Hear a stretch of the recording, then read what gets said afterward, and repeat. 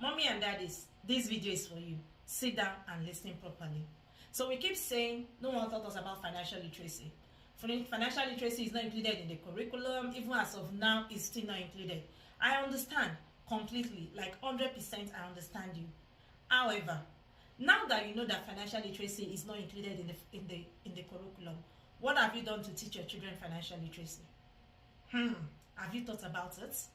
Because it will be a failure on our part if our children do not understand financial literacy as well. And it is when they are 30, when they are 35, that is when they now start thinking, oh, how do I start planning for retirement? How do I start doing investment? It will be a failure on your part. So let me tell you my story. When I was about 14 years, my dad actually bought us books to read. And included in those books were these books, Rich Dad, Poor Dad, and The Richest Man in Babylon. He didn't tell us the reason he bought the books for us to read. He just gave it to us that we should read about it. And when I read these books, I would tell you that the knowledge I gained from those books is what is still helping me till now. I learned that you don't need a lot of money for you to start investing. What you need is the discipline and the mindset. I learned that you don't need to be a consumer. You also need to be a producer.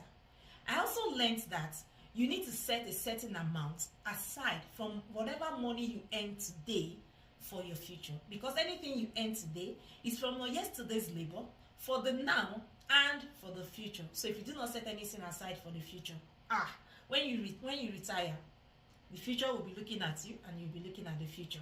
That said, do you know that when my first business was from these books that I read? I had my first business when I was about 20 years old. And what did I do? Simple. I sold sachet water from the garage of my dad. If you're in Nigeria, you understand what we call sachet water. It's water that is packed in a sachet. Simple. I sold it from the garage of my dad. And I will tell you that I made a lot of money, all because of the knowledge I gained from these books that I read when I was 14 years old. And that is the reason I'm doing this video. Let's teach our children about investing. Let's teach them not to be only consumers. Let's teach them to put a certain amount aside for the future. That is why I've gone to buy these books. I'm going to be giving it to my children for them to read it.